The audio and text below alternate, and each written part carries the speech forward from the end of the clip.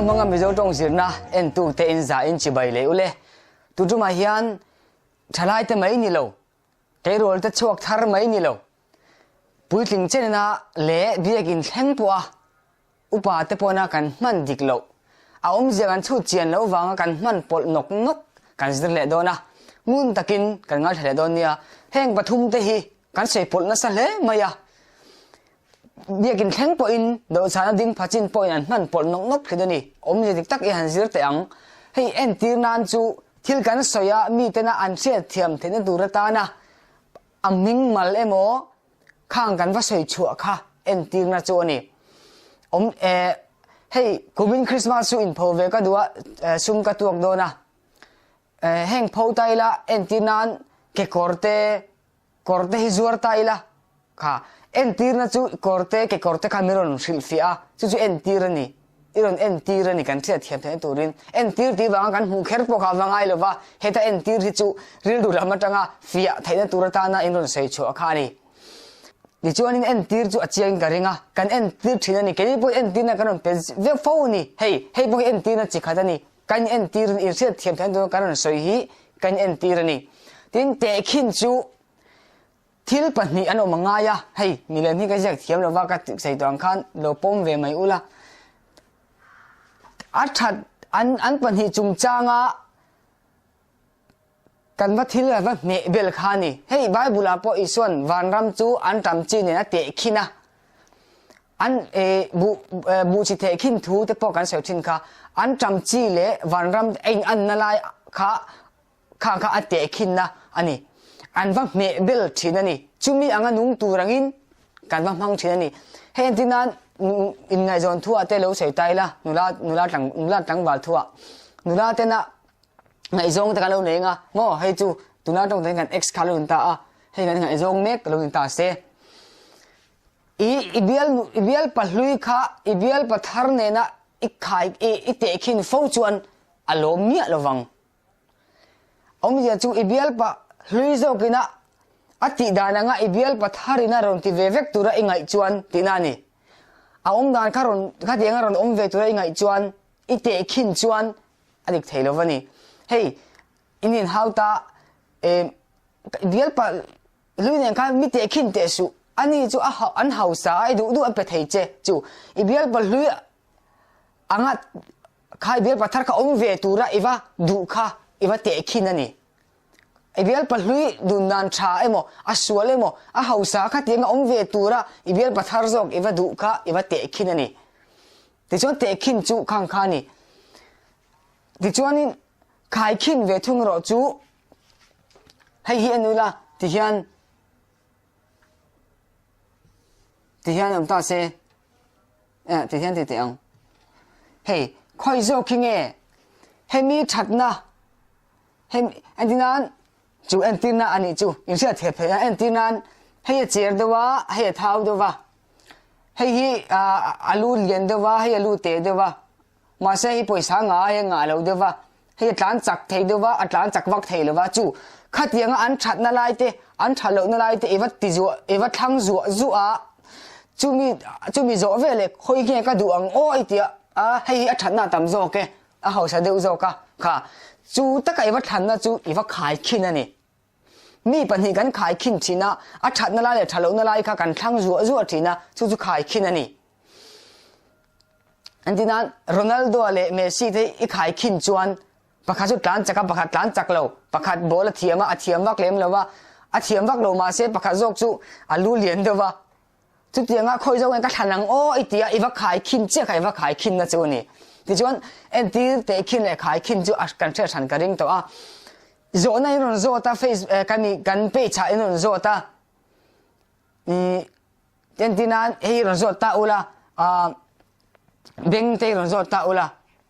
beng hiang ti nang enge omzia te khin nan in ron ti le thin ing ma in veron te khin ma in te khin nan ron ti le thin a omzia e sentence ron siam thuron phua ka beng ti dai la ka beng ti la enge omzia in ron zo ta ni beng hi enge omzia te khin nan ka beng ti tai la in ron ti thin thileng ma in ron te khin ma in te khin nan ron ti ringot zel te khin na ni jon pan ni om nge nge nga mixing mo sing lo ve mo mixing atanga thil dang wa te khin po thaya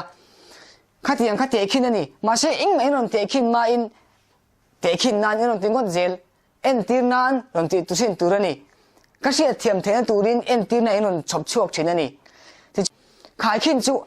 hemi te pan ni khoi jong ka duang o ti a that na le thal lo na i thang zo zo a i du zo ke va than na ka e va khai khin na chu ni te khan ni sela khai khin te khin en tir chu kan thang tong chu mo grammar lam chu kan na lu chi lo kan soi phau kha ama ro chu tu man dan dik kan soi don sia a grammar zonga soi hian kan se thiam thei ka be sei zo ka wangin hetiang hen soi la transitive verb le intransitive verb pa oma chu chu enge kan soi fia don ani grammar lam kan lu chi lu na hei kan ron su thawanga tu na chon atlang pui zor zor kan soyang transitive verb chu kan thil ti ava pa zel ina pakai na emo tuar tu athil tuar tu anei chuan transitive pani akal son tinan chu i pakai na nei ngai hei entina chuan bol kapet ti ringo ti soitai la om samjong in kapet ti ringo tal engei pet achiang mi lo bol kapet ti ta hian bol tel lo hian soi teang kapet ti ringo chinte engei pet se chok pon thai balloon poi pet thai mo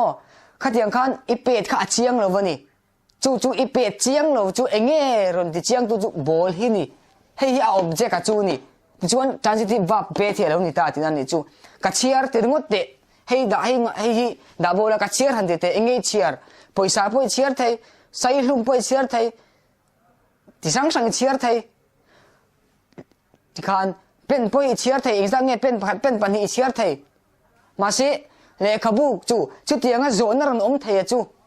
transitive chu ni le khabu ka chiar ka ti chu nei le khabu a object ani a om nge ngai ka in ta le nge ka in hei ka in tirngot te ending enge om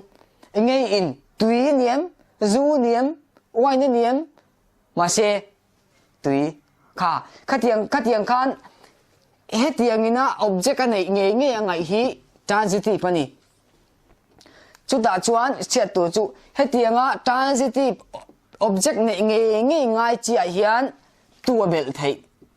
tik tua bel thei tik tua bel thei tik hetianga hian tua bel thei intransitive chu hetianga engma tuar tu vanei ve lo khani ti her en tiang akal azau ner akal ti chu dil ro khan akal ti chiang mai ka apet emo kapet ka ti chu iril ro ro om ngar tu chu enge pet chu zo na chana a om nge ngai chuan transitive akal enge kal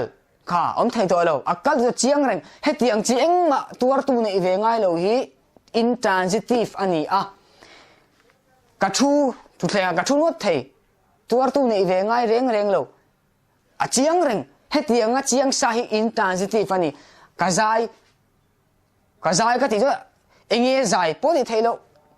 a chan chu ka zai ni top mai ni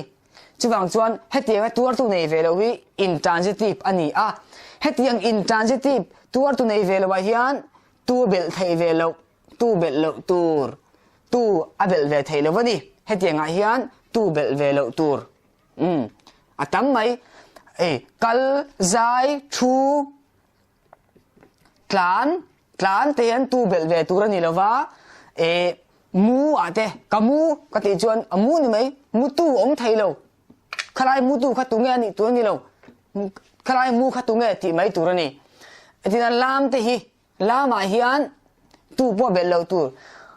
tu nge lam tu ti lo tur tu nge lam kha tu nge lam kha slai lam sa tu nge ani mai slai lam tu so ti lo tur ani aum a chan chu intransitive va ba tu kan bel ngai lo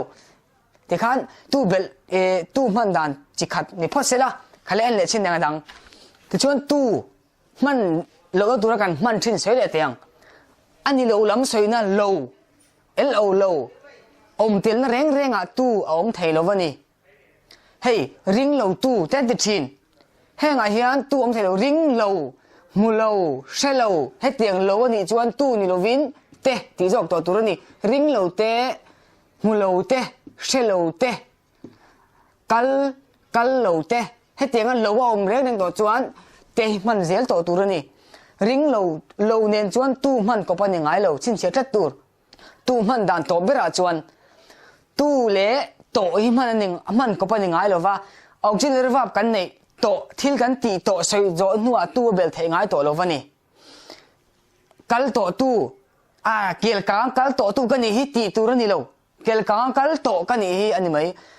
aizol kal to tu zong ding lo aizol kal to zong aizol kal to piang aizol kal to ho te kha ding lo ani mai